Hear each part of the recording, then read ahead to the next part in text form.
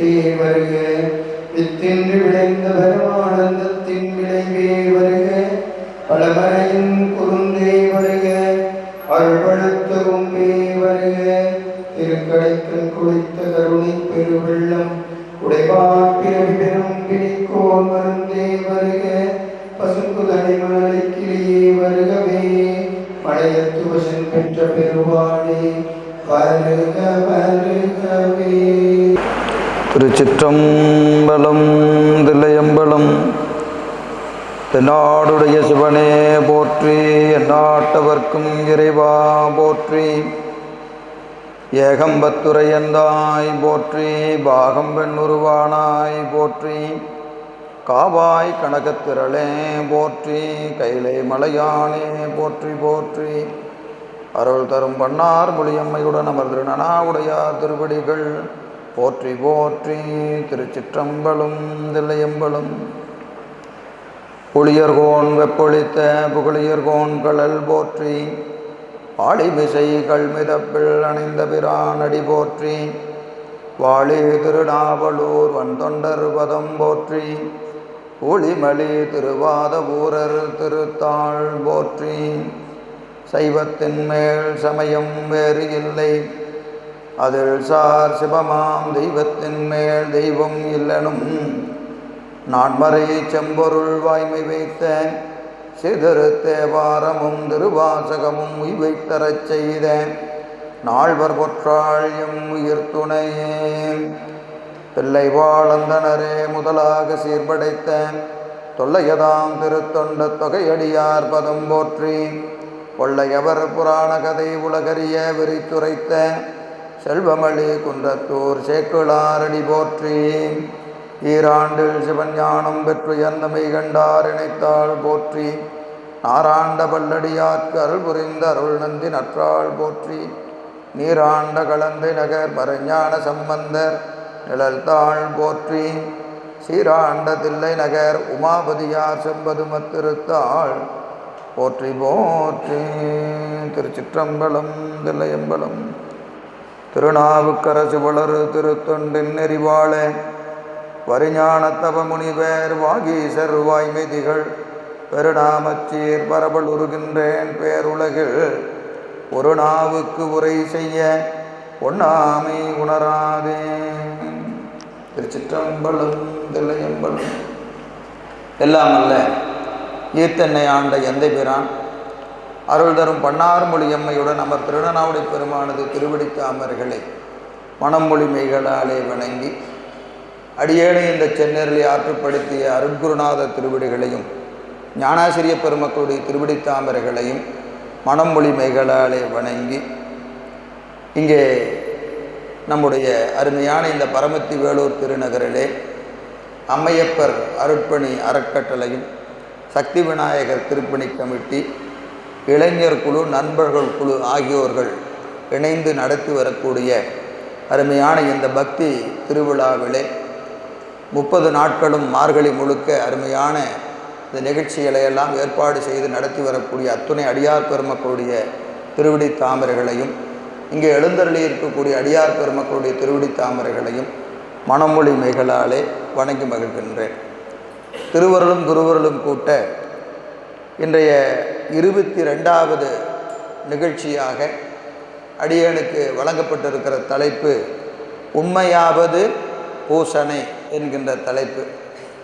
நம்ம கடந்த ஆண்டு இதே இடத்துல சிந்திக்கிற போதும் எம்பிரான் காலத்தி நாதர் கண்ணப்ப நாயனாருடைய பூசையை பார்த்தோம். இது நான் அதை சிந்திக்கலை, இங்கே ஐயா பேசும்போது தான் நினைவு. கடந்த ஆண்டும் நாம் பூசையைத்தான் பேசி இருக்கிறோம், இந்த ஆண்டும் பூசையைத்தான் சிந்திக்க இருக்கிறோம் என்பது அது திருவருள் சம்மதம். கொஞ்சம் அதிகமாக நமக்கு எப்போ பார்த்தாலும் அந்த சிந்தனை பூசையின் மீது இருப்பதால் என்னவோ தெரியல, அது கொஞ்சம் தலைப்பு அப்படியே அமைந்து விட்டது. இந்த தலைப்பு இடம்பெற்றிருக்கிற இடம் நமக்கெல்லாம் தெரியும். திருத்தொண்டர் புராணத்தில் திருக்குறிப்பு தொண்டர் நாயனார் புராணத்தை சேக்கிழார் பெருந்தகை மிக விரிவாக காட்டுகிறார். இது நமக்கு நடுநாயகமாக இருக்கிறது. இந்த திருத்தொண்டர் புராணத்தில் நடுநாயகமாக இருப்பது அந்த திருக்குறிப்பு தொண்ட நாயனார் புராணம் ஏறத்தாழ நடுவில் வரும். அந்த பகுதியை காட்டுகிற சேக்கிழார் பெருந்தகை காஞ்சிபுரத்தினுடைய சிறப்பை மிக விரிவாக காட்டுகிறார். அதற்கு காரணம் தொண்டை நாடு என்பது சேக்கிழார் பெருமான் அவதாரம் செய்த நாடு. அதனால் எப்பவுமே நமக்கு சொல்லுவோம்ல, நம்ம ஊர் என்னதான் இருந்தாலும் நம்ம ஊர் மேலே நமக்கு ஒரு தனி அன்பு இருப்பதை பார்க்கிறோம். அதுபோல் தொண்டை நாட்டை பல இடங்களிலே காட்டுகிற சேக்கிழார் பெருந்தகை திருக்குறிப்பு தொண்ட நாயனார் புராணத்தை சொல்ல வருகிற இடத்துல காஞ்சி மாநகரின் சிறப்புகளை எல்லாம் மிக விரிவாக காட்டுகிறார். அங்கே திருக்குறிப்பு தொண்ட நாயனார் புராணம் கொஞ்சம் தான் இருக்கும், ஏறத்தாழ 107 பாடல்கள் என்று கருதுகிறேன். முழுக்க முழுக்க காஞ்சி மாநகரின் சிறப்பை காட்டுகிறார் சேக்கிழார் பெருமான். அதுக்கு பல சிறப்புகள், ரொம்ப விரிவாக பார்க்க வேண்டிய இடம் திருத்தொண்டர் புராணத்தில். அப்படி பல சிறப்புகள் உரிய அந்த காஞ்சி மாநகரினுடைய தலையாய சிறப்பு என்ன என்று சொன்னால், எம்பிராட்டி காமாட்சி அம்மை பெருமானை பூசித்த தலம். அங்கே அந்த பூசணையை காஞ்சியிலே அந்த கம்பையாற்றின் கரையிலே மாமூலத்தின் அடியிலே காமாட்சி அம்மை எல்லாமல்ல ஏகாம்பரநாதர் என்று சொல்லக்கூடிய பெருமான் திருவடியை மணலினால் சிவலிங்கம் அமைத்து பூசித்த பெருமையுடைய தலம் காஞ்சி மாநகரம். அந்த பூசையை காட்டுகிற இடம்தான் நமக்கு திருக்குறிப்பு தொண்ட நாயனார் புராணம். அதில் தான் அந்த பூசையை காட்டுகிறார். கடந்த ஆண்டு சிந்திக்கும் போதே இந்த கருத்தை சொல்லி இருக்கலாம். திருத்தொண்டர் புராணத்திலே பூசணி பேசப்பட்டிருக்கிற இடம் பல இடங்களிலே சிவபூசையை பேசுகிறார் சேக்கிழார் பெருமான். ஆனால் அதில் மிகச் சிறப்பான இடம் என்று சொன்னால் 3 இடங்கள் சிவபூசை சிறப்பாக பேசப்படுகிறது. திருத்தொண்டர் புராணத்தில் 3 இடங்கள் சிவபூசையை மிகச்சிறப்பாக சேக்கிழார் பெருமான் காட்டியிருக்கிறார். அதில் முதலிலே வருவது எம்பிரான் சண்டீச பெருமான் செய்த பூசனை. சண்டீச பெருமான் செய்த பூசனை. 2வது பூசனை கண்ணப்ப நாயனார் செய்த பூசனை. 3வது பூசனை எம்பிராட்டி காமாட்சி அம்மை செய்த பூசனை. 3 பூசைகள் திருத்தொண்டர் புராணமாகிய பெரிய புராணத்திலே மிகச்சிறப்பாக பேசப்படுகிறது. இந்த 3 பூசைக்கும் ஒரே மாதிரி பூசையான்னு கேட்டிங்கன்னா, புறத்தில் பார்த்தீங்கன்னா வேற. புறத்தில் பார்த்தா 3 பூசையும் வேறு வேறு வகைப்பட்ட பூசனை. அதில் எம்பிரான் கண்ணப்ப நாயனார் செய்த பூசனை எப்படி இருக்கும் அப்படின்னு பார்த்தீங்கன்னா, நான் புறத்தில் சொல்லுகிறேன், அதனுடைய கருத்தில் நின்று பார்க்கக்கூடாது. பார்வைக்கு கண்ணப்ப நாயனார் செய்த பூசனை ஆகமத்திற்கு முற்றும் புறம்பான பூசனை. ஆகமத்திற்கு முற்றும் புறமான பூசனை. ஆகமத்தில் என்னென்னலாம் பூசையில் செய்யக்கூடாதோ அத்தனையும் செஞ்ச பூசை கண்ணப்ப நாயனார் பூசனை. கரி அமுது பூசைக்கு ஆகாது, எச்சில் உணவு ஆகாது, எச்சில் பட்ட அந்த நீர் ஆகாது, செருப்பு பெருமான் செருப்பு இறைவன் இருக்கிற இடத்துக்கே போகக்கூடாது. அவர் பெருமான் மேலேயே செருப்பை வைக்கிறார். செருப்பையை வைக்கிறார். அவர் தலையில் சூட்டிய பூவினை இறைவன் மீது சூட்டுகிறார். அப்போ அந்த பூசனை என்பது எப்படி இருக்கிறதுங்க? ஆகமத்திற்கு முற்றும் மாறான பூசனை. முற்றும் மாறான பூசனை. எதையுமே ஏற்றுக்க முடியாது. அவர் செஞ்ச எதையுமே ஏற்றுக்க முடியாது. அப்படி ஒரு பூசனையை காட்டுகிறார் சேக்கிழார். இதற்கும் பேர் சிவபூசை. இதற்கும் சிவபூசைன்னு தான் பேர். அப்படியே இந்த பக்கம் வந்தோம்னா சண்டீச பெருமான் செய்த பூசை. சண்டீச பெருமான் செய்த பூசை அது ஆகம பூசனை. ஆகமத்தில் எப்படியெல்லாம் பூசை செய்யணும்னு சொல்லி இருக்கிறார்களோ அப்படியே பூசை செய்கிறார். ஒரே ஒரு வேறுபாடு, எல்லா பொருளும் அவருக்கு கிடைக்கல. ஒரு பூசை செய்யணும்னா பூசைக்குரிய பொருட்கள் என்று இருக்கிறது. இன்னென்ன பொருட்கள் இருக்கணும்? பால் வேணும், தயிர் வேணும், மஞ்சள், திருமஞ்சனம், அப்புறம் இன்னென்ன மலர்கள், பூசைக்குரிய மலர்கள், இன்னென்ன வகையான பாத்திரங்கள், இந்த இடம் பூசைக்குரிய இடம் என்று என்னெல்லாம் பூசையில் சொல்லப்பட்டிருக்கிறதோ அதெல்லாம் அவர்கிட்ட இருந்துதான்னு கேட்டிங்கன்னா எல்லாம் இல்லை. என்னென்ன கிடைச்சதோ கிடைச்சதை வச்சு சிவபூசை பண்ணுறார். என்ன கிடைச்சதோ கிடைச்சதை வச்சு சிவபூசை பண்ணுறார். அங்கே ஆத்தங்கரையில் கிடைக்கிற பூவையும் தலையையும் எடுத்துக்கிட்டார். அந்த பூ பூசைக்கு ஆன பூவா ஆகாத பூவா அதெல்லாம் இல்லை, என்ன கிடைக்கிறதோ அதையெல்லாம் எடுத்துக்கொண்டார். அவருக்கு நிறைவாக கிடைத்தது பசுவினுடைய பால். பசுவினுடைய பால் நிறைவாக கிடைக்கிறது. ஏன்னா அந்த பசுக்கள் எல்லாம் என்ன செய்யுதுங்க, இவரை தனது கன்றாக பாவிக்கிறது. கன்றை ஈன்ற பசுக்கள் எப்போ இந்த மாடு மேய்க்கும் போது எப்பவுமே கன்றை விட மாட்டாங்க. என்ன செஞ்சுருவாங்க, அங்கே பட்டியிலே அடைச்சி வச்சுருவாங்க. அது மேய்ச்சலுக்கு போகாது, அது அங்கே இருக்கும். காலையில் ஒரு தடவை தாய் பசுவிட்ட பால் குடிச்சிருச்சுன்னா திருப்பியும் மாலையில் அது மேய்ச்சலெல்லாம் முடிச்சுட்டு வந்தால் தான் அதற்கு பால். அது வரைக்கும் தாய் பசுவும் கன்றும் எப்படி இருக்கும், பிரிந்து இருக்கும். இது மேய்ச்சலுக்கு அழைச்சிட்டு போவார் யார், சண்டீச பெருமான். அப்படி மேய்ச்சலுக்கு அழைச்சிட்டு போகிற போது இவரை பார்க்கிற பசுக்கள் எல்லாம் என்ன செய்யுதுங்க, தன்னுடைய கன்றை நினைக்கிறது. அவ்வளவு அன்போடு இருக்கிறார் சண்டீச பெருமான். விசால சருமர் என்பது அவருடைய இயற்பெயர். இந்த விசால சருமர் என்று சொல்லக்கூடிய பெருமகனார் 7 வயது, வயதத்தினீங்க 7 வயது, அந்தணர் குலம். அவர் பிறப்பில் இடையர் குலம் கிடையாது, மாடு மேய்க்கிறாரு. ஆனால் அவர் பிறந்தது என்ன குலம், அந்தணர் குலம். அந்தணர் குலத்திலே பிறந்த விசால சருமர் பசுக்களுடைய மேன்மையை அறிந்து, இது இறைவனுக்குரிய ஆணைந்தையும் தரக்கூடியது. இறைவனுக்குரிய ஆணைந்து எதுங்க, பால், தயிர், கோமயம், கோசலம், நெய் என்று சொல்லக்கூடிய 5 பொருட்களை தரக்கூடியது. இறைவன் வியாபித்திருக்கிற ஒரு உயிர் என்று சொன்னால் அது பசு குலம்.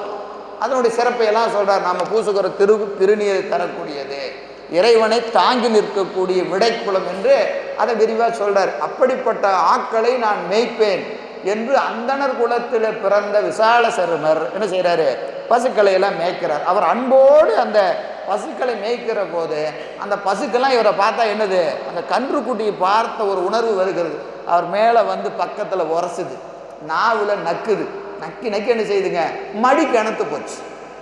அது மடி கணந்து போச்சு. ஏன்னா கன்றை நினைச்சா என்ன ஆகிடும், மடி கணத்த உடனே அப்படியே தானாக என்ன செய்யுதுங்க, தன் பாலை சொரிகிறது. 1 மாடல்ல 2 மாடல்ல ஏராளமான பசுக்கள் பாலை சொரிகிறது.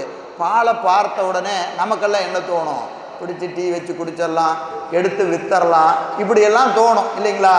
ஆனால் விசால சருமராகி சண்டீச பெருமானுக்கு இது பூசைக்கு ஆகுமே, இது பூசைக்கு ஆகுமே. இறைவன் விரும்பி ஆடக்கூடிய பூசணி பொருள்களிலே ஆகச் சிறந்தது பசுவினுடைய பால். அதை பார்த்த உடனே அவர் என்ன நினைக்கிறாரு, நாம் பூசை செய்யலாம்.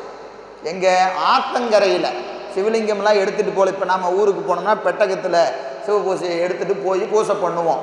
ஆனால் அவர் அப்படியெல்லாம் ஒன்றும் எடுத்துகிட்டு போகல, மாடு மேய்க்க போகிறாரு. அதனால் என்ன செய்கிறாருங்க, அங்கே மணலை அப்படியே கூப்பி ஒரு சிவலிங்கமாக அதை சாபித்து என்ன செய்கிறாருங்க, அதற்கு அந்த ஆவினுடைய பாலை சொரிந்து சிவபூசை செய்கிறார். இது நம்ம திருத்தொண்டர் புராணத்தில் காட்டப்படுகிற 2வது பூசை. இந்த பூசை ஆகம பூசையா அப்படின்னு கேட்டால் ஆகம பூசை தான். ஆனால் முழுமையான பூசையா, அதாவது பொருட்களினாலே, நான் சொல்வது அன்பினால் இல்லை. நான் மீண்டும் நினைவுபடுத்துகிறேன். மூவரும் செய்த பூசனை புறத்திலே வேறுபட்டது. புறத்தில் வேறுபட்டு பார்வைக்கு 3 மாதிரி தெரியும், 3 மாதிரி தெரியும். அதில் சண்டீசர் செய்த பூசனை கிடைத்த பொருள்களை கொண்டு செய்த பூசனை, கிடைத்த பொருள்களை கொண்டு செய்த பூசனை. அதற்கு பெருமான் அருள் செய்தாரா, செய்தார். இப்போ கண்ணப்ப நாயனாருக்கு செஞ்சாரா, செஞ்சார். ஆகமத்திற்கு முற்றும் மாறான பூசனைக்கும் பெருமான் அருள் செய்தார். ஆகமத்தில் வந்தவாறு பூசை செஞ்சவருக்கும் அருள் செஞ்சார். அப்போது பூசையை எப்படி சொல்லணும்னு கேட்டால் 3வது இடத்துல தான் காட்டுறார். எங்கேங்க, திருக்குறிப்பு தொண்ட நாயனார் புராணத்திலே அந்த பூசனையை முழுமையான ஆகம பூசையை காட்டுகிறார் சேக்கிழார் பெருமான். அந்த இடத்துல தான் இந்த இடம் இருக்குது, இன்றைய தலைப்பு இருக்கிறது. நான் அதற்கு தான் இப்படி வருகிறேன். அங்கே கைலாயம்பதியிலே பெருமானும் பெருமாட்டியும் உட்காந்து பேசிக்கிட்டு இருக்கிறாங்க. அப்போது அம்மைக்கு சிவம் என்ன செய்யுதுங்க, ஆகமங்களை உபதேசம் செய்கிறது. யாருக்கு, அம்மைக்கு இறைவன் எதை உபதேசம் செய்கிறாரு, ஆகமங்களை உபதேசம் செய்கிறார். நமக்கெல்லாம் தெரியும், ஆகமங்கள் 28 என்று நம்ம நூல்கள் சொல்லுகிறது. நூல்கள் இப்போ ஆகமம் எத்தனை? 28 ஆகமங்கள் என்று சொல்லுகிறது. அவை வடமொழியிலே அமையப்பெற்றிருக்கிறது. இன்னைக்கு நம்ம கையில் இருக்கிற ஆகமம் அந்த 28 தான். ஆனால் சேக்கிழார் பெருமான் சொல்லுகிறார், அம்மைக்கு பெருமான் ஆகமத்தை உபதேசம் செஞ்சாரு. எத்தனை ஆகமம் செஞ்சாரு அப்படின்னா எண்ணில் ஆகமம். என்ன சொல்றாருங்க? எண்ணில் ஆகமம் அப்படின்னு என்னதுங்க? கணக்கில்லாத ஆகமம். 1 இல்லை, 2 இல்லை, 5 இல்லை, 28 இல்லை. ஆகமங்கள் கணக்கற்றவை. அதை 28ன்னு சொல்வது உபச்சாரம். 28 இருக்கா? இருக்கு. ஆனா 28 மட்டும்தான் ஆகமமானா இல்லை.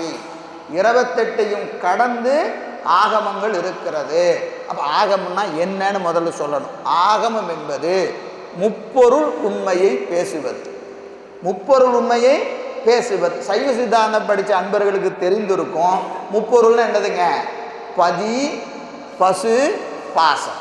பதினா இறைவன், பசுனா உயிர்கள், பாசம் என்று சொன்னால் ஆணவம், கண்மம், மாயை. இந்த 5 பொருளை பேசுகிற நூலுக்கு ஆகமம்னு பேர். ஆகமம் சொன்ன எதை பேசணும்? பதியை பற்றி பேசணும், பசுவை பற்றி பேசணும், பாசத்தை பற்றி பேசணும். இந்த 3ஐயும் பேசணும். எப்படி பேசணும்னா, பாசத்தை விடு, பதியை சென்று சேர். இந்த 2ஐ செய்யக்கூடியது எது? பசுவாகி உயிர்கள். பசுவாகி உயிர்கள் விட வேண்டியது பாசம், பெற வேண்டியது சிவம். இப்படி ஒரு செய்தியை எந்த நூல் சொன்னாலும் அதற்கு ஆகமம் என்று பெயர். அதற்கு ஆகமம் என்று பெயர். நமக்கு கிடைத்த மிகப்பெரிய ஆகமங்கள் 12 திருமுறைகளும் 14 சாத்திரங்களும் இன்னைக்கு கையில் நமக்கு தமிழ் மொழியில் இருக்கு. என்னதுங்க? 12 திருமுறை, 14 சாத்திரங்கள். சைவ சித்தாந்தம் 14, 12 திருமுறைகள். தேவாரம், திருவாசகம், திருவிசைப்பா, இதெல்லாம் நமக்கு தெரியும். இவையெல்லாம் என்னதுங்க? ஆகமங்கள் என்று பெயர். இவற்றிற்கு ஆகமங்கள் என்று பெயர். காரணம், இவையெல்லாம் எதை பேசுகிறது? முப்பொருளின் இயல்பை பேசுகின்றது. எனவே இதெல்லாம் ஆகமம். அப்போ இறைவன் கைலாய மலையில அம்மைக்கு என்ன செய்யறாருங்க? உபதேசம் செஞ்சாரு. எத்தனை ஆகமம் உபதேசம் செஞ்சாரு? எண்ணில் ஆகமம். எண்ணில் ஆகமம். இப்போ ஆகமம்னு சொன்னா இப்பதான் நான் சொன்னேன், இதை விடு, இதை புடி. எதை விடணும்? ஆணவத்தை விடணும், கண்மத்தை விடணும், மாயையை விடணும். சரி, எதை பிடிக்கணும்? சிவத்தை பிடிக்கணும். இதை எப்படி சொல்லலாம்? ஒரு மாதிரி சொன்னா பரவாயில்ல, 1000 மாதிரி சொன்னா. இப்போ உதாரணத்துக்கு வச்சுக்குவோம், 30 நாள் பக்தி சொற்பொழிவு இங்கே நடக்குது. 30 நாள் 30 பேர் வந்து 30 தினிசா எப்படி சொல்றது? பாசத்தை இப்படியெல்லாம் விடுங்க, சிவபெருமானை இப்படியெல்லாம் பிடிங்கன்னு 30 நாள் 30 பேர் 30 வகையா சொன்னா நீங்க என்ன சொல்லுவீங்க? ஒன்றை சொன்னாவே நமக்கு புரியாது. என்னையா நீங்க 30 தினிசா சொன்னா எதைத்தாயா நான் பேச, எதைத்தான் செய்யறது? அவரு இதை செய்யுங்கிறார், இவரு இதை செய்யுங்கிறாரு, நான் எதை செய்யறது? நான் எதையும் செய்ய போறது இல்லையா அப்படின்னு ஒரு இடத்துல வந்து நின்றுவோம் இல்லையா? அப்போ இத்தனை வகையான ஆகமங்களை சொன்னா என்ன ஆகும்? என்ன ஆகும்? சரி, எதுக்குங்க அவ்வளவு சொல்லணும்? இந்த சுத்த விட்டு வேடிக்கை பார்க்கறது சிவபெருமானுக்கு வழக்கங்க. சிவபெருமானுக்கு எது வழக்கம்? சுத்த விட்டு வேடிக்கை பார்க்கறது. அதனால என்ன செஞ்சிட்டாரு? இத்தனை வகையான ஆகமத்தை சொல்லி இருக்கிறாரு. அப்படி எடுத்துக்கொள்ளலாமான்னு கேட்டால் அப்படியெல்லாம் இல்லை. எதற்கு இத்தனை வகையான ஆகமங்கள் இருக்கிறது என்று சொன்னால், ஆன்மாவின் பக்குவம் பலதரப்படும். ஆன்மாவின் பக்குவம் பலதரப்படும். ஒவ்வொரு ஆன்மாவும் ஒவ்வொரு பக்குவத்தில் இருக்கும். அந்தந்த ஆன்மாவுக்கு சொல்லுகிற போது உபதேசம் எப்படி சொல்லணும்? அவனுக்கு தக்கவாறு தான் உபதேசம் சொல்லணும். உபதேசம் என்பது அழகா நம்ம அவ்வை பிராட்டி சொல்லுவாங்க, விநாயகர் அவளை உவட்டா உபதேசம். உவட்டா உபதேசம். அது நம்ம உபதேசம் ஓட்டுமா? உபதேசம் சொல்லிட்டு அதுக்கு ஏன் உவட்டா உபதேசம்? யோசிச்சு பார்த்துருக்கோமா? அது என்ன உவட்டா உபதேசம்? கேட்குற போது ஆமாம்மையா செஞ்சு பார்ப்போம் அப்படி தோணணும். ஐயோ என்னாலையெல்லாம் முடியாது அப்படின்னு என்ன சொல்லக்கூடாது? உபதேசம் சொல்லக்கூடாது. உபதேசம் சொல்ற கேட்குற ஆன்மாவுக்கு அந்த உபதேசம் உவட்டக்கூடாது. அப்படித்தான் உபதேசம் சொல்லணும். அப்படின்னா ஒரே மாதிரி சொல்லலாமானா சொல்ல முடியாது. அந்த ஆன்மாவுக்கு என்ன பக்குவம் இருக்கிறதோ அதற்கு தக்கவாறு தான் உபதேசம். அடுத்து கொஞ்சம் பக்குவம் மேலே வந்துருச்சுன்னு வச்சுக்கங்க, உபதேசம் மாறிடும். அடுத்த உபதேசம், ஐயா அன்னைக்கு அப்படி சொன்னீங்க, யோ அன்னைக்கு நீ இருந்ததுக்கு அது உபதேசம், இன்னைக்கு இது உபதேசம். இதிலிருந்து ஆன்மா பக்குவமானா அடுத்த உபதேசம். அப்போ உபதேசம் என்ன ஆகிட்டு இருக்கும்? மாறிக்கிட்டே இருக்கும். எதற்கு தக்கவாறு? அவரவர் பக்குவத்திற்கு தக்கவாறு உபதேசம் மாறிக்கொண்டே வரும். அதனால தான் நமக்கு எளிமையாக 3ஆக வச்சுட்டாங்க.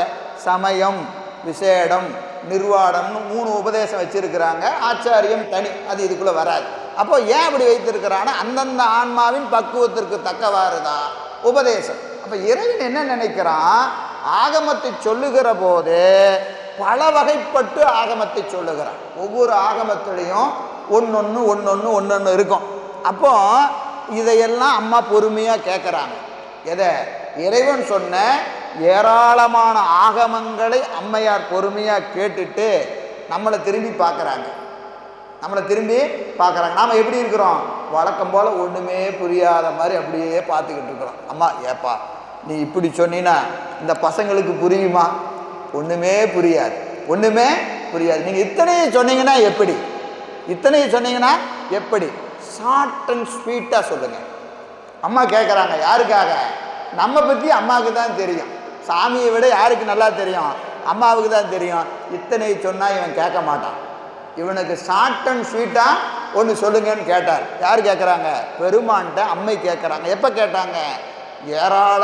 ஏராளமான ஆகமத்தை கேட்டதுக்கு பிறகு என்னில் ஆகமம் இயம்பிய இறைவர் எல்லாத்தையும் சொன்னதுக்கு அம்மையார் கேட்டாங்க. என்னது? கொஞ்சம் எளிமையாக சொல்லுங்களேன் என்று சொன்ன உடனே சாமி சொன்னார், யாம் விரும்பும் உண்மையாவது பூசனை.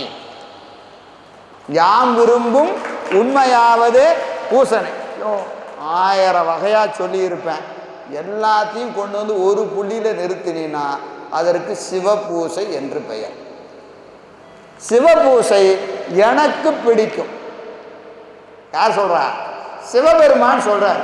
யாம் விரும்பும் உண்மையாவது பூசனை என்று உரைக்க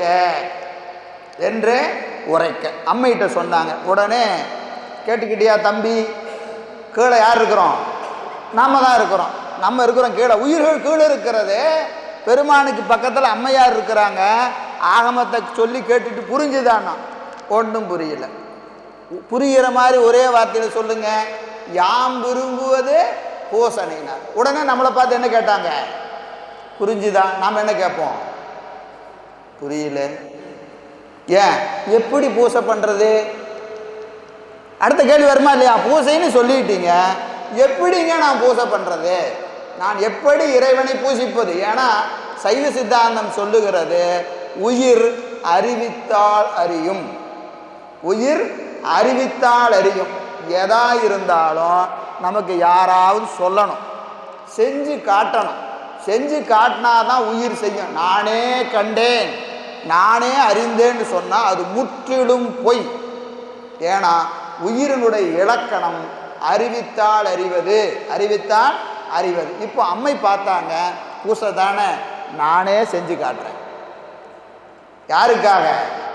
இப்போ இறைவனை பூசை பண்ணி அம்மா என்ன வரம் கேட்க போறா? அவன் நான் கைலாயத்தில் சாமி உங்கள் கூடையே இருக்கணும்னு கேட்கணுமா என்ன? அப்படியெல்லாம் ஒன்றும் இல்லை. ஏன்? ஏற்கனவே பெருமானோடு நீக்கமர நிறைந்திருக்கிற அம்மை, தாதான்மிய சம்பந்தம் பிரிப்பின்றி இருக்கின்ற பெருமாட்டி. அவள் போய் பூசை பண்ணி அவளுக்கு என்ன பயன் வரப்போகிறது? ஒரு பயனும் இல்லை. அப்போ அவள் ஏன் பூசை செய்கிறா அப்படின்னு கேட்டால், நம் பொருட்டு பூசணையை செய்து காட்ட வேண்டும். செய்து காட்டினாதான் இந்த உயிர்கள் சிவபூசை செய்யும் என்கின்ற காரணத்தினால என்ன செய்தாலுங்களா? யாம் விரும்பும் உண்மையாவது பூசனை என உரைக்க அன்னாளாரை அர்ச்சித்தாள். பெருமான பூசித்தாள். யாரு? பெண்ணில் நல்லவளாயின பெருந்தவ கொழுந்து. அம்மைக்கு அடை போறாரு. தவ கொழுந்து நல்லாள் தவ கொழுந்து பெண்ணில் நல்லாள். பெண்குலத்திற்கு ஆகச்சிறந்த ஒரு அடையாளம் யாருன்னா அம்மை தான். ஆகச்சிறந்த அடையாளம் அம்மை தான். அதற்கு ஏன்னு கேட்டிங்கன்னா, தன் கணவனுக்கு பிடிக்கும்னா உடனே செய்யணுமா. நம்மளாம் என்ன சொல்லுவோம், வீட்டுக்காரர் சொல்கிறாரு எனக்கு மைசூர் பாக்கு ரொம்ப பிடிக்கும், அப்படியே போனீங்கன்னா அந்த பஸ் ஸ்டாண்டில் ஒரு கடை இருக்குது, அங்கே மைசூர் பாக்கு நல்லா இருக்கும், நீங்கள் உங்களுக்கு மைசூர் பாக்கை வாங்கிட்டு எனக்கு அப்படியே 2 ஜிலேபி வாங்கிட்டு வாங்க அப்படின்னு நம்ம சொல்லுவோம் இல்லையா. ஏன்னா அது வழக்கம், இன்றைக்கி அப்படி ஆயிடுச்சு. ஆனால் கணவனுக்கு பிடிக்கும்னா உடனே என்ன செய்யணுமா, அப்புறம்னு சொல்லக்கூடாது, அப்பவே செய்யணுமா. அதனால அவள் யாரு, பெண்ணில் நல்லாள்னார். பெண்ணில் நல்லாள் யாரு, பெரும் தவ கொழுந்து என்று சேக்கிழார் பெருமான் காட்டுகிறார். இப்போ பெருமான்கிட்ட விண்ணப்பம் செய்கிறார், பெருமானே நான் உன்னை பூசிக்க வேண்டும், நான் உன்னை பூசிக்க வேண்டும் என்று விண்ணப்பம் செய்ய காஞ்சிமா நகரிலே மாமூலத்தின் அடியிலே நாம் வெளிப்படுவோம். பெருமான் அருள் செய்கிறார், நேராக காஞ்சிபுரம் போ, காஞ்சிபுரத்தில் என்னை பூசிப்பாயாக, மாமரத்தின் அடியிலே நான் உன்னை சந்திக்கிறேன், அங்கே உனக்கு அருள் செய்கிறேன், பூசையின் பயன் நான் உனக்கு காஞ்சி மாநகரிலே கொடுக்கிறேன் என்று அருள் செய்கிறார். பெருமாட்டி அங்கிருந்து கைலாயத்திலிருந்து காஞ்சி மாநகர் வருகிறார். அங்கே பெருமானை பூசிக்கிறதுக்கு இடம் தேடுகிறார். ஒரு மாமர நிழலிலே கம்பையாற்றின் கரையிலே மணலிலே அப்படியே சிவலிங்கம் பிடிக்கிறார். மணலில் சிவலிங்கம் பிடிச்சு ஆகம பூசை நடைபெறுகிறார். சேக்கிழார் பெருமான் அந்த பூசை விரிவாக காட்டார். ஆகமத்தில் எப்படி பூசை செய்யணுமோ அது கொஞ்சம் கூட மாறாமல் ஆகம பூசணையை செய்தாள் அம்மை. உடனே பெருமான் அருள் செய்யணும்னு விருப்பம் கொள்கிறார். அதற்காக என்ன செய்தார், கம்பையாறு பெருக்கெடுத்து வருகிறது. அருள் செய்கிற காலம் வந்தது. உடனே அந்த ஆற்று வெள்ளம் வருது. வெள்ளத்தை பார்த்தோன்னே சிவலிங்கம் மணலில் இருக்கு.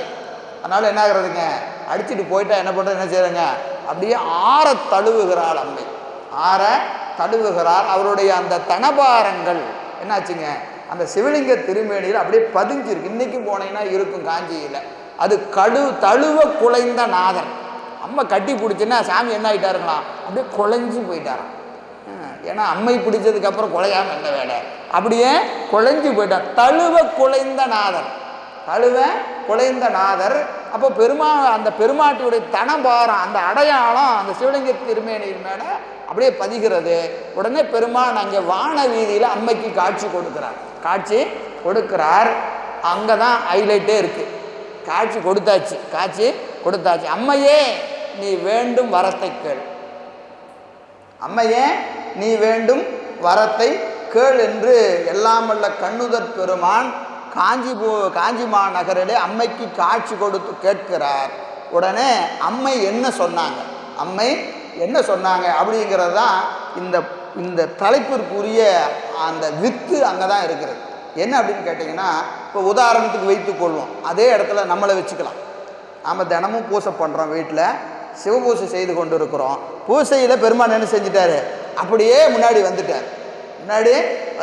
தம்பி நல்லா பூசை பண்ணினேன், உனக்கு என்ன வரம் வேணுமோ கேள் அப்படின்னு பெருமான் வந்துட்டார். நாம் என்ன வரம் கேட்போம், ஒரு லிஸ்ட்டை எடுப்போம். அப்படியே சாமி இருங்க முடிஞ்சிருச்சிருக்குது போயிடாதீங்க, நான் ஏற்கனவே ஒரு நோட்டை போட்டு, ஒரு அரைக்குயிர் நோட்டை போட்டு 1 2 3 4 எல்லாம் எழுதி வச்சிருக்கிறேன், படித்து முடிகிறதுக்கு இது போயிடாதீங்க, நான் எல்லாம் முடிஞ்சிருச்சுன்னு சொன்னதுக்கப்புறம் போங்க சாமி அப்படின்னு எடுத்து பட்டியல் என்ன செய்வோம், படிக்க ஆரம்பிச்சிருவோம். ஏன்னா வரம் நமக்கு அத்தனை வரம் தேவைப்படுது.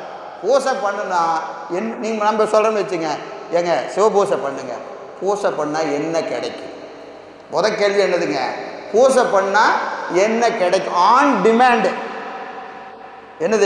இன்ன கிடைக்கும்னு சொன்னாதான் பூசையே நாம் பண்ணுவோம். நன்றாக நினைவு வைத்து கொள்ள வேண்டும்.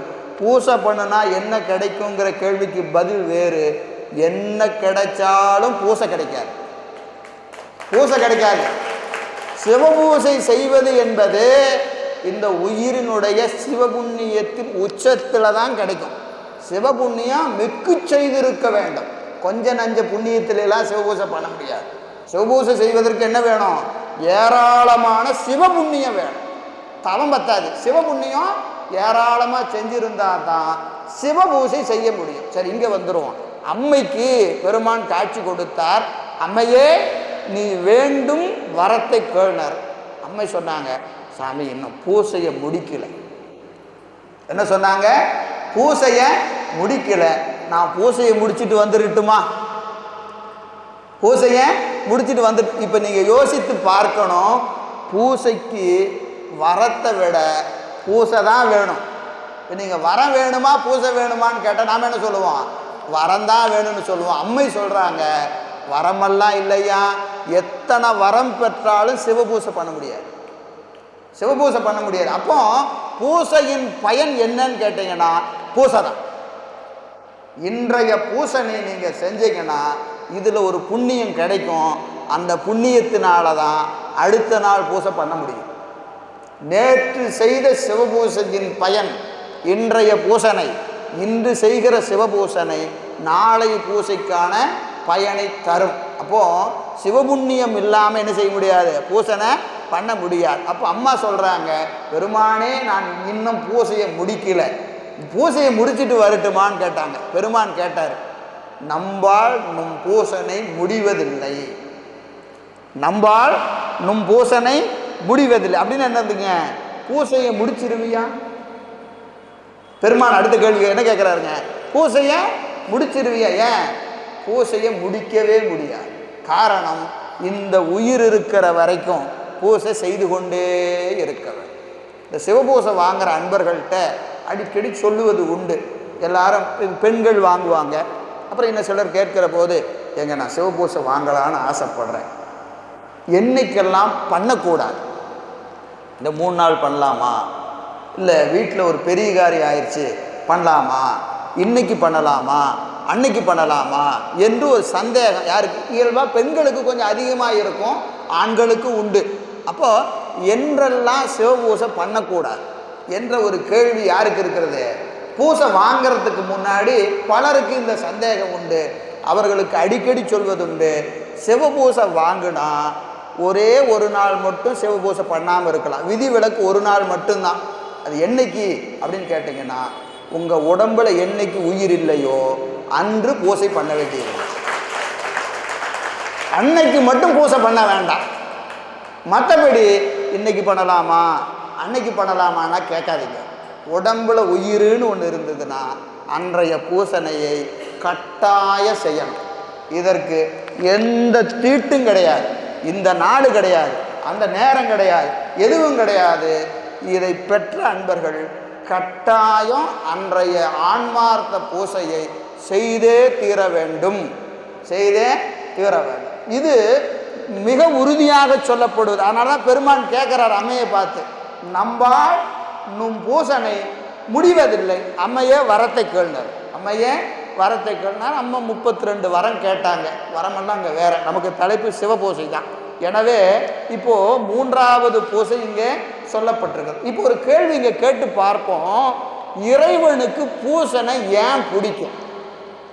இறைவனுக்கு பூசனை ஏன் பிடிக்கும் அப்படின்னு கேட்டால், பூசையில் பெருமானுக்கு அபிஷேகம் பண்ணுவோம், பூவெல்லாம் போடுவோம், போற்றுவோம், வாழ்த்துவோம்.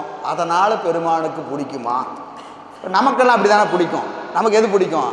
யாராவது வந்து, ஐயா உங்கள் மாதிரி யாருங்க, நீங்கள் தாங்க பெரிய ஆள் அப்படின்னு சொன்னால் எப்படி இருக்கு? சந்தோஷமாக தானே இருக்கு. அது மாதிரி சிவபெருமான்கிட்ட போய் பூசையில் உட்காந்து, சாமி உங்கள் மாதிரி உலகத்தில் யாருமே இல்லை, நீங்கள் தான் 224 புவனத்தையும் ஒரு கொடைக்கீழே வச்சு ஆட்சி செய்கிறீங்க, நீங்கள் தான் பரம்பொருள் என்று பெருமானுக்கு பூவை போட்டால் அவருக்கு ரொம்ப சந்தோஷம், அவருக்கு ரொம்ப சந்தோஷம். அப்படியான்னு கேட்டால் அப்படி இல்லை, அப்படி இல்லை. ஏன்னா நம்ம தான் நம்மளை வாழ்த்துனா சந்தோஷப்படுவோம், சிவபெருமானை வாழ்த்துனா அவன் சந்தோஷப்படுவதில்லை. இது அழகா சொல்றார், வாழ்த்துவதும் வானவர்கள் தாம் வாழ்வான் மனம் என்பாள், தாழ்த்துவதும் தாம் உயர்ந்து தம்மையெல்லாம் தொழ வேண்டி. இந்த வானவர்லாம் வந்து சிவபெருமான் என்ன செய்வாங்களாம்? வாழ்த்துவாங்க. கற்பக மலரை கொண்டு வந்து சிவபெருமான் திருவடியில் போட்டு, சாமி என்ன உங்கள் மாதிரி யார் இருக்காங்கன்னு வாழ்த்துவாங்களாம். பெருமான் அவனை பார்த்துட்டு, கொஞ்சம் தள்ளி நில்லையா, கொஞ்சம் தள்ளி நில்லு அப்படிங்கிற. ஏன்னு கேட்டால் அவன் பூவை போடும்போதே என்ன செய்வான்? எனக்கு இந்த இந்திர பதம் வேற முடிய போகுது, இந்திர பதம் முடிய போகுது, நீங்கள் கொஞ்சம் பார்த்து எக்ஸ்டெண்ட் பண்ணி கொடுத்தீங்கன்னா நல்லா இருக்கு சாமி. இந்த சந்திரன் போய், சாமி சந்திர பதம் முடிய போகுது, அக்னி சாமி அக்னி பதம் முடிய போகுது. கொஞ்சம் இப்போ நம்ம இப்போ முதல்வர் இருக்கிறாருன்னு வச்சுக்கோங்க, அவர் முதலமைச்சராக வந்த உடனே எல்லாரும் பொக்கையோட போய் நிற்பான். பார்க்குறோமா இல்லைங்களா? அது யார் வேணாலும் வரட்டும், உடனே எல்லாம் பொக்கை. எதுக்கு? அந்தந்த போஸ்டிங் அங்கங்கே போட்டு வாங்கிக்கலாமா இல்லையா? அது மாதிரி சிவபெருமான்கிட்ட போய் அவன் கற்பக மலரை வைத்து கொண்டு நிற்கிறான். அவனையெல்லாம் பெருமான் ஒருபோதும் கண்டுகொள்வதில்லை. காரணம் என்னன்னா, அவர்கள் தனக்கான ஒரு வரத்தை வேண்டி தன்னை வணங்குறாங்க. அதான் அழகா சொல்லுவார் மணிவாசக பெருமான், கூசு மலர்பாதம். கூசு மலர்பாதம் அப்படின்னு என்னதுங்க? அவன் பூவை போட்டு தொட போனான்னா அவருக்கு காலு கூசுமா. யாருக்கு? சிவபெருமானுக்கு. ஏன்? என்னத்தை கேட்டு தொலைக்க போறானோ தெரியல, என்னத்தை கேட்டு தொலைக்க போறானா தெரியல. அப்படியே இந்த பக்கம் அடியாரை பார்த்தா என்னையா வேணும்னா, சாமி எப்பொழுதும் உன்னை நான் வணங்கி கொண்டே இருக்க வேண்டும், வேற வரான் அதெல்லாம் ஒன்று வேணும், பிறவாமை வேண்டும், உன்னை மறவாமை வேண்டும். இதை தவிர வேற ஒன்றும் அடியார் கேட்கவே மாட்டாங்க. காரணம், அந்த பதங்கள் எல்லாம் ஒன்றுமே இல்லை, அதெல்லாம் ஒன்றுமே கிடையாது. இறைவனுடைய அருளுக்கு முன்பாக இவையெல்லாம் என்ன கிடையாது, ஒன்றுமே இல்லை. அப்போ நம்ம வாழ்த்துவதினாலோ அவனுக்கு அபிடேகம் பண்ணுறதுனாலையோ அவன் நம்மை அந்த பூசையை அவன் விரும்பி நிற்கலை. அப்போ சிவ பூசையை சிவம் விரும்புவதற்கான காரணம் என்ன? எதுக்குங்க பூசை அவனுக்கு பிடிக்கும் அப்படின்னு பார்த்தீங்கன்னா, இது சைவ சித்தாந்தத்தில் தான் இது கொஞ்சம் நுட்பமாக சொல்லக்கூடிய இடம். இப்போ அறிவுடைய பொருள் சொன்னால் அதற்கு 3 சக்தி இருக்கும். இச்சாசக்தி, கிரியாசக்தி, ஞானசக்தி. இது அறிவுடைய பொருளுக்கு எல்லாம் இருக்கும். அறிவுடைய பொருள் சொன்னால் சிவம் அறிவுடையது, ஆன்மாக்கள் அறிவுடையது. நமக்கு அறிவு உண்டு, பெருமானுக்கும் அறிவு உண்டு. இதற்கு சித்து என்று சைவ சித்தாந்தம் சொல்லும். சித்து பொருள், சித்துன்னா என்னதுங்க? அறிவுடையது. இந்த அறிவுடைய பொருளுக்கு என்ன உண்டு? இச்சாசக்தி உண்டு, கிரியாசக்தி உண்டு, ஞானசக்தி உண்டு. நமக்கு இச்சாசக்தி, கிரியாசக்தி, ஞானசக்தி பற்றி அப்புறம் பேசிக்கலாம். இப்போ இறைவனுக்குரிய இச்சாசக்தி, இறைவனுக்குரிய கிரியாசக்தி, இறைவனுக்குரிய ஞானசக்தி, இந்த 3 சக்தியை பார்த்தோம்னா இந்த இச்சாசக்திக்கு விருப்பம்னு பேர். தமிழில் அதுக்கு என்ன பேர்?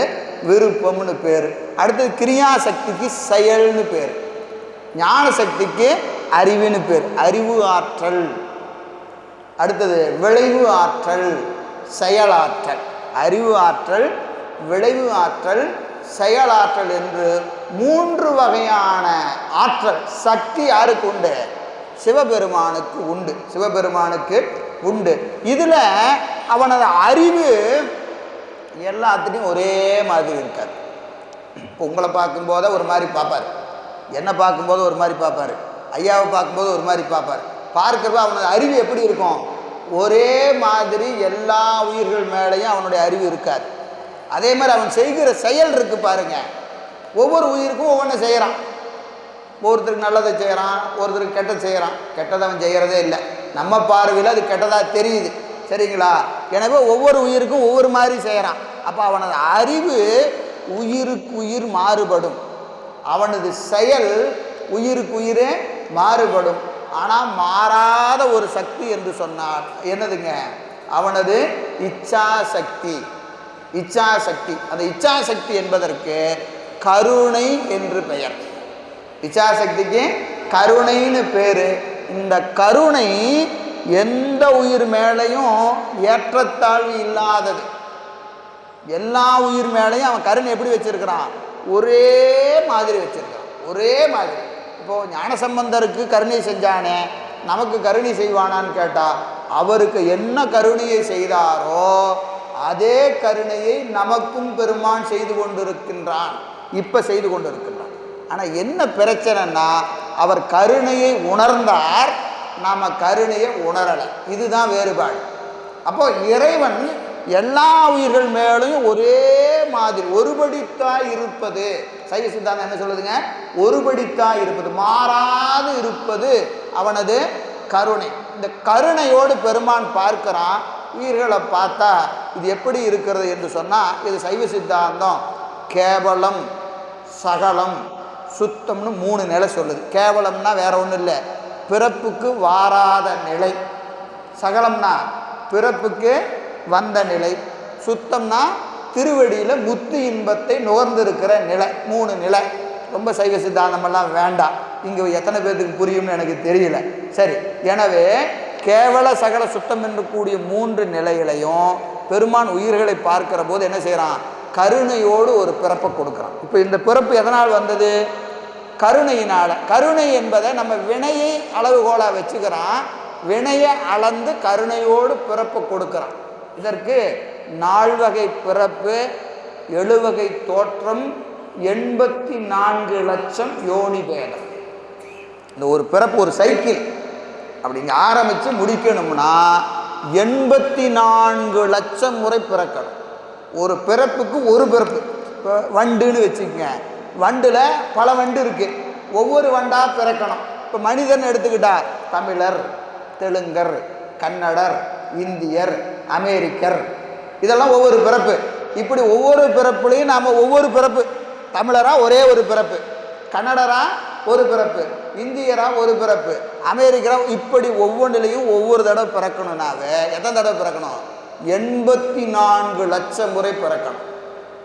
4 வகை பிறப்பு, 7 வகை தோற்றம், 84 லட்சம் யோனி பேதம். அப்போ 4 வகை பிறப்புனா வித்திலே தோன்றுவது, வியர்வியிலே தோன்றுவது, முட்டையிலே தோன்றுவது, கருவிலே தோன்றுவது. இப்போ நாமெல்லாம் மனித பிறப்பு எது? கருவிலே தோன்றுவது. இப்போ கோழி முட்டையிலே தோன்றுவது, வியர்வில பேணு, ஈறு, இதெல்லாம் என்னதுங்க? வியர்வியில தோன்றுவது. வித்தில மரம், செடி, கொடி, இதெல்லாம் விதையில தோன்றும். இப்படி இந்த 4 வகை பிறப்பு 4 வகையாக பிறக்கும். 7 வகை தோற்றம், மனிதர், தேவர், முனிவர், இப்படி 7 வகையான பிறப்பு, 84 லட்சம் யோனி பேதம். இந்த எல்லா பிறப்புலையும் பிறந்து இறந்து பிறந்து இழந்து உலர்கிற உயிர்களை பெருமான் பார்க்குறான். ஓ, இவன் இப்படி சுற்றிக்கிட்டே இருக்கிறானே, இப்படி சுற்றிக்கிட்டே இருக்கிறானே, இவனை எப்படியாவது என்ன செய்யணும்? இந்த பிறப்பு ஆகிய சுழலில் இருந்து எடுக்கணும். பிறப்பாகிய சுழலில் இருந்து எடுக்கணும். இது நமக்கு தெரியாது. நம்ம இவ்வளவு பிறப்பு பிறந்திருக்கிறோம், இவ்வளவு டயர்ட் ஆகிட்டோன்னு நமக்கு தெரியாது. மணிவாசகர் சொல்றார், எல்லா பிறப்பும் பிறந்திழைத்தேன், எல்லா பிறப்பும் பிறந்திழைத்தேன். என்னது? 4 வகை பிறப்பு, 7 வகை தோற்றம், 84 லட்சம் யோனி பேதம். இப்படி எல்லா பிறப்பும் பிறந்திழைத்தேன், எம்பெருமான் மெய்யே உன் பொன்னடிகள் கண்டு இன்று வீடுற்றேன். அப்போது அந்த எப்போ திருவடியை பார்க்கறது? யார் திருவடியை பார்க்கறது? குருநாதன் திருவடியை பார்க்கணும். அந்த பாட்டு யார் மேலே பாடுறாரு? குருநாதருக்கு தான் அந்த பாட்டு. மெய்யே உன் பொன்னடிகள் கண்டு எங்கே பார்த்தாரு? திருப்பெருந்துறையில் குருந்த மரத்தின் அடியில் எல்லாம் வல்ல பெருமான் குருநாதராக வந்து நின்றார். திருவடியை பார்த்தாரு. சாமி, இனிமேல் எனக்கு பிறப்பில்லை. அப்போ குருநாதரை பார்க்காம பிறப்பிலிருந்து வெளியே வர முடியாது. அப்போ குருநாதரை பார்த்தா மட்டும் போதுமானா அவர் சொன்ன சொல்படி நிற்கணும். இது அழகாக சித்தியார் என்று ஒரு நூல் இருக்கிறது, அது சொல்லுது. புறச்சமய நெறி நின்றும் அகச்சமயம் பொக்கும் புகழ் மிருதி வழி உழன்றும் ஆச்சிரம அறத்துறைகள் அவையடைந்தும் அருந்தவங்கள் புரிந்தும் ஆரணங்கள் படித்தும் சிறப்புடைய புராணங்கள் பல உணர்ந்தும் வேத சிறப்புருளை மிக தெளிந்தும் சென்றால், பட்டியல் பெரிய பட்டியல், இங்கே எல்லாம் பிறந்து இறந்து பிறந்து இறந்து பிறந்து இறந்து வந்தால் சைவத்திறத்தை அடைவர். சைவன்னு நான் சொல்லி திருநீறு பூசி, ஐயா நான் சைவனுங்க அப்படின்னு சொன்னால் இந்த பெரிய பட்டியலை அவன் தாண்டி வந்திருக்கிறான்னு அர்த்தம். புறச்சமய நெறி நின்றும் அகச்சமயம் புக்கும், அது ரொம்ப விரிவான செய்தி. அத்தனை பிறப்புல பிறந்ததுக்கப்புறம் அவன் செஞ்ச புண்ணியத்தின் பயனாய் அவன் சைவனாக வந்து பிறப்பன். திருநீர் பூசி ஐயா நான் சைவனுங்க அப்படின்னு ஒருத்தன் சொல்கிறானா, இவனுக்கு பின்னாடி இத்தனை பட்டியல் நீண்டு இருக்குதுன்னு அர்த்தம். அது எத்தனை கோடி பிறப்புன்னு தெரியாது. அத்தனை கோடி பிறப்பில் பிறந்தாதான் திருநீர் பூசி சிவபெருமானை முழுமுதற் கடவுளாக ஏற்றுக்கொள்ளக்கூடிய பக்குவம் அறிவுக்கு வரும். அப்படி வந்ததுக்கப்புறம் அப்பா தப்பிச்சாச்சு சைவனா பிறந்தாச்சுன்னா, இல்லையா பாதி தான் கடந்திருக்கிற, நீ தாண்டி வந்ததே பாதி, இதுக்கப்புறம் பாதி இருக்குது. என்னதுங்க? அதில் என்னதுங்க? சரியை கிரியா யோகம் செலுத்திய பின் ஞானத்தால் சிவனடியை சேர்வர். இந்த சைவத்துக்கு வந்ததுக்கப்புறம் 4 படி இருக்கியா, சரியை கிரியை யோகம் ஞானம் என்று 4 படி இருக்கிறது.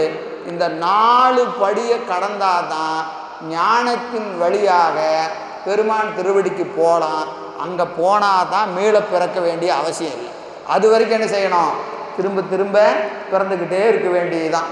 வினையாலே பிறப்பு, பிறப்பாலே வினை.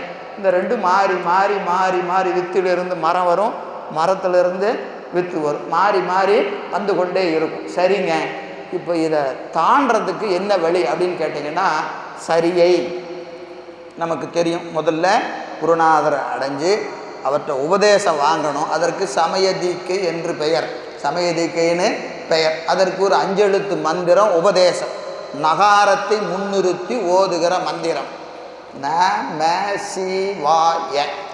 இது நகாரத்தை முன்னிறுத்தி சொல்லக்கூடிய மந்திரம். இந்த மந்திரத்தை வாங்கிட்டு என்ன செய்யணும்? தினந்தோறும் துஞ்சிருள் காலை மாலை தொடர்ச்சியை மறந்திராதே 5 எழுத்து ஓதி, காலையும் மாலையும் திருநீர் 16 இடங்களில் பூசி அந்த குருநாதன் உபதேச மந்திரத்தை என்ன செய்யணும்? அப்படியே கணிச்சுக்கிட்டே வரணும்.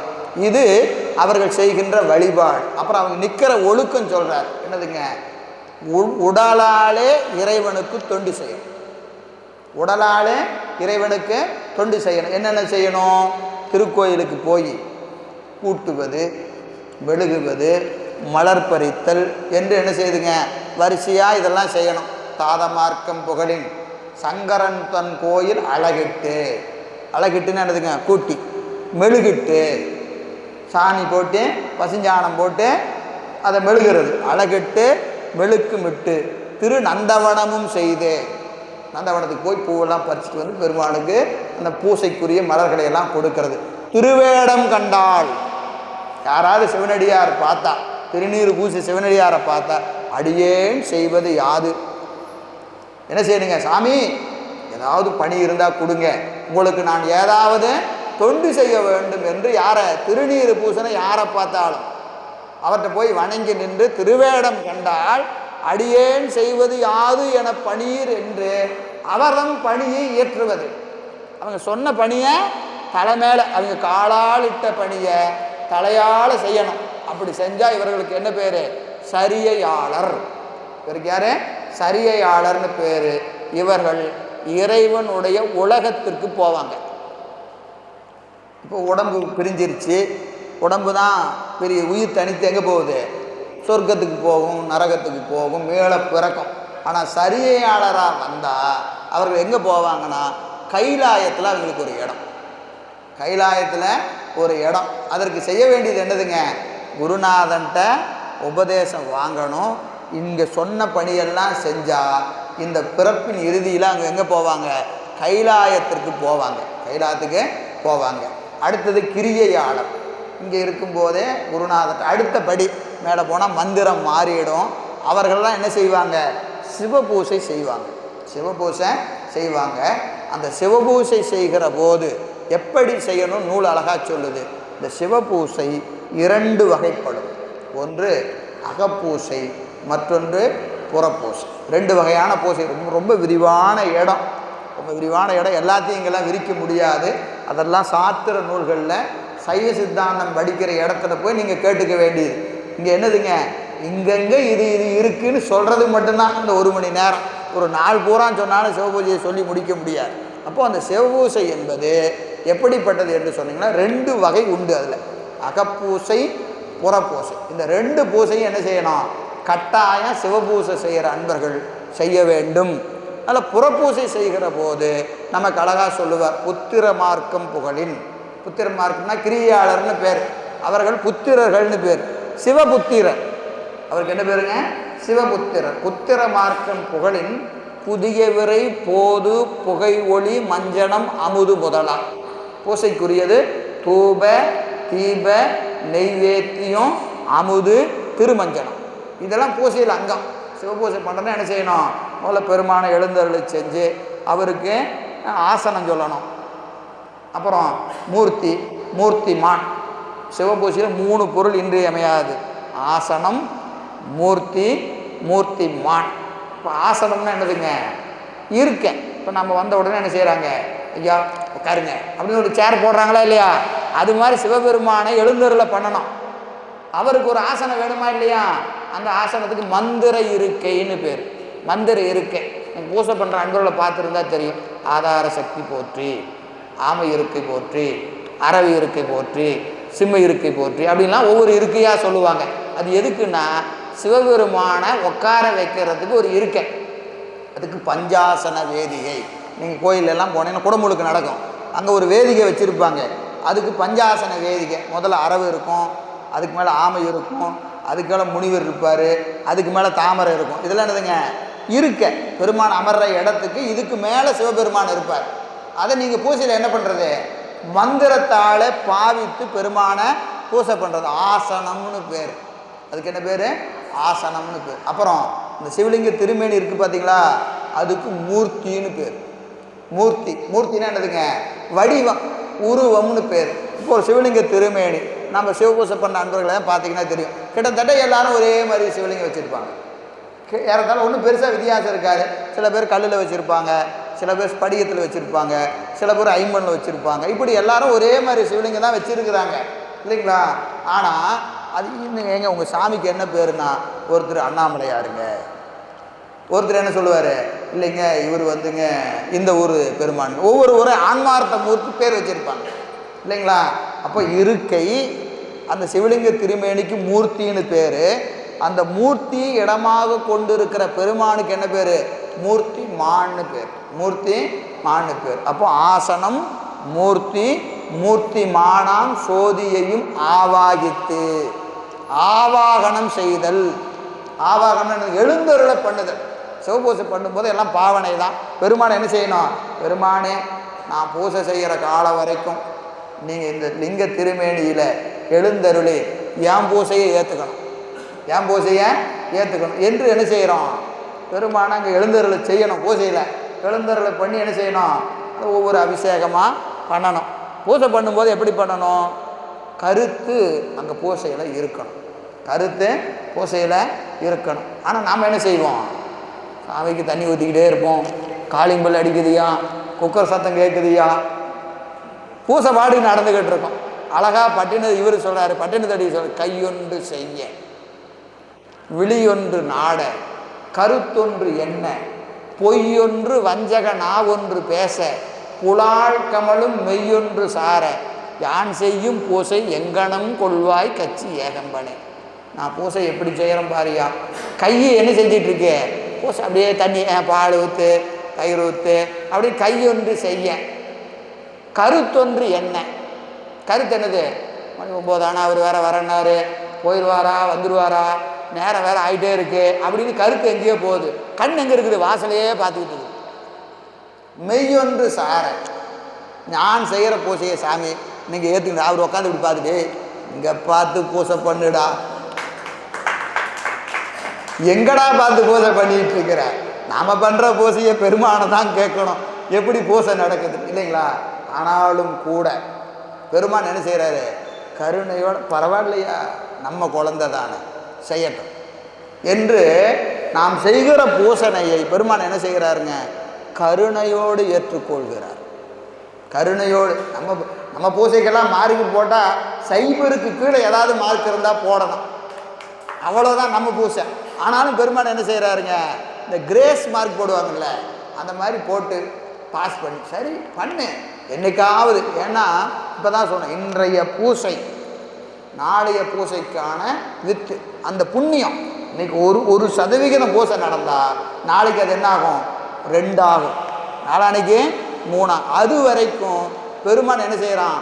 பொறுமையாக காத்துக்கிட்டு இருக்கிறான். என்னைக்காவது ஒரு நாளைக்கு உன் அறிவு விளங்கும், உன் அறிவு விளங்கும். அழகா சித்தியார் பாடல்லாம் சொல்லுது. அகப்பூசையில் ஒரு உதாரணம் சொல்கிறார்.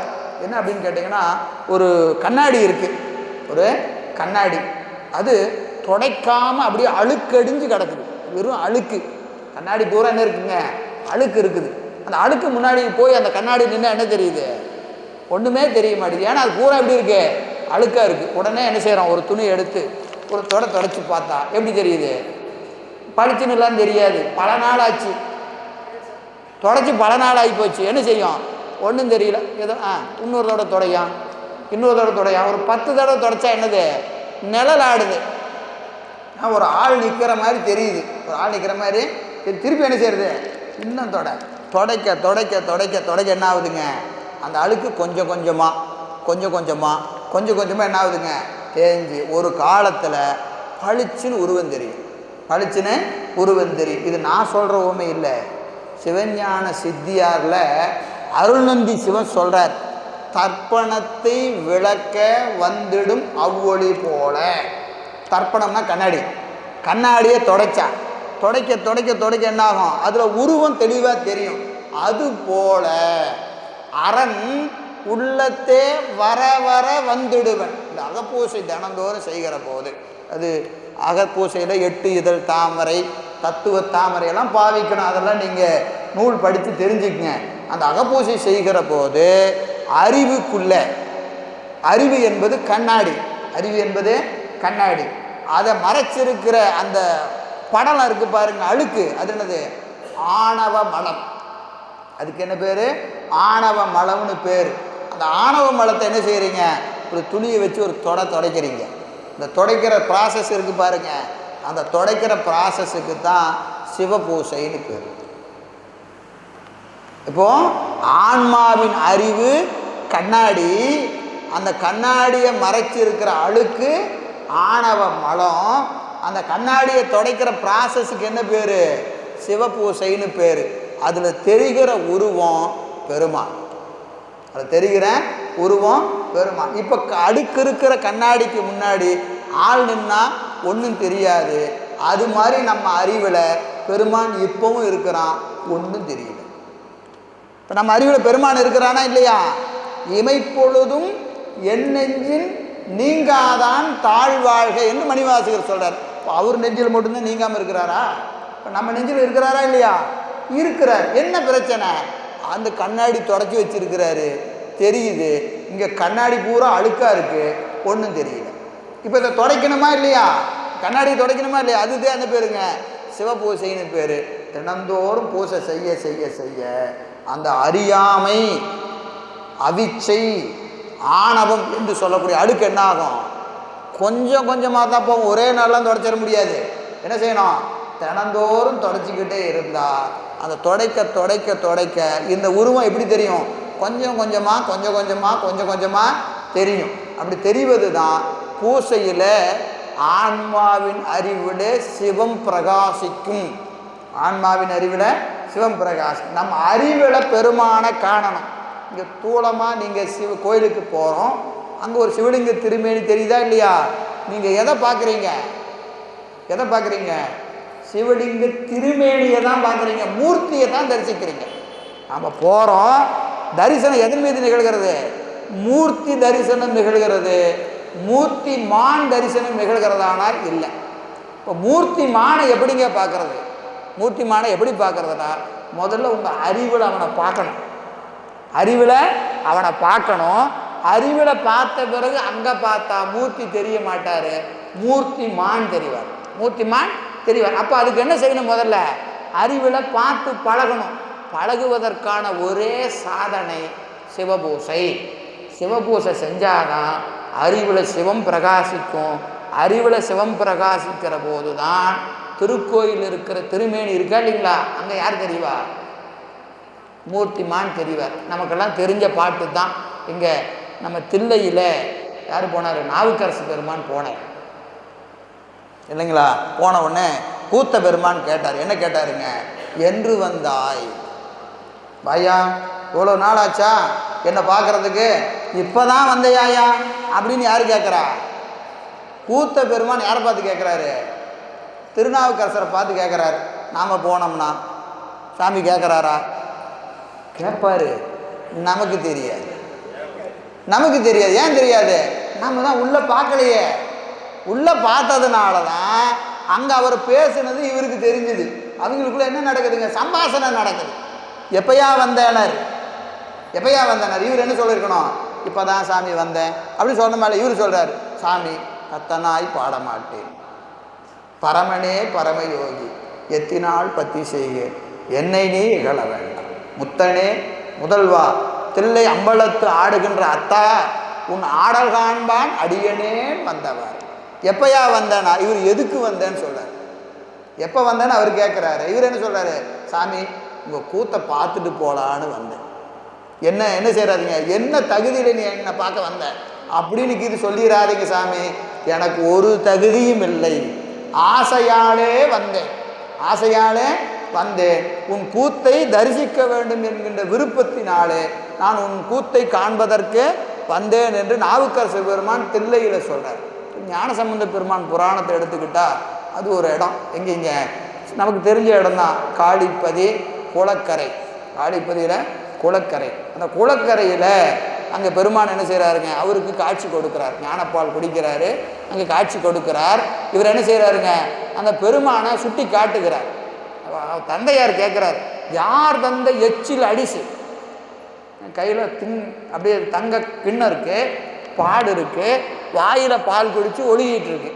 இப்போ இவர் இந்த தங்க கிண்ணத்தில் பாலை குடித்திருக்கிறார் என்பதற்கு வேற ஒன்றும் சான்று வேண்டாம். கையில் தங்க கிண்ணம், அதில் பால் இருக்குது, வாயில் பால் இருக்கிறது. உடனே அவர் என்ன கேட்குறாரு, யார் கொடுத்த எச்சி பாலை நீ குடித்த என்று என்ன செய்கிறாருங்க, ஒரு சிறு மாறு எடுத்து ஓச்சினார், அடிக்கல, மிரட்டுறாரு, அடிக்கிற மாதிரி மிரட்டுறாரு. அப்போ அவர் என்ன செய்கிறாருங்க, தோடுடைய செவியன் விடையேறி ஓர் தூவன் மதிசூடி காடுடைய சுடலை பொடி பூசி என் உள்ளம் கவர்கல்வன் ஏடுடைய மலரால் முனை நான் பணிந்து ஏத்த அருள் செய்த பீடுடைய பிரமாபுரம் மேவிய பெம்மான் இவன்.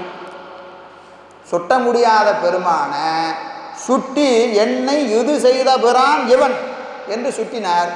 அப்பா பார்க்குறாரு, ஒன்றும் தெரியல, அப்பாவுக்கு தெரியல. அங்கே விமானத்தில் அம்மை அப்பராக பெருமான் காட்சி கொடுத்து கொண்டிருக்கிறார். ஞானசம்பந்த பெருமான் கண்டே பதிகம் பாடிக்கொண்டிருக்கிறார். தந்தை இறைவனை காணவில்லை, அனுமானத்தால் அறிந்தார் பெருமான் என்று சேக்கிழார் பெருமான் சொல்றார். இப்போ இவர் அவதாரத்திற்கு தவம் செஞ்சவர், இவர் பிறப்பதற்காக அவர் என்ன செய்கிறாரு, தவம் செய்கிறார்.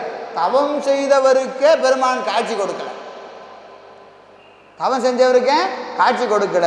அப்போ சுட்ட முடியாத பெருமானை சுட்டினார், இவருக்கு மட்டும்தான் காட்சி, அவருக்கு காட்சி இல்லை. காரணம், இன்னும் சிவபுண்ணியம் பத்தலைன்னு அர்த்தம்.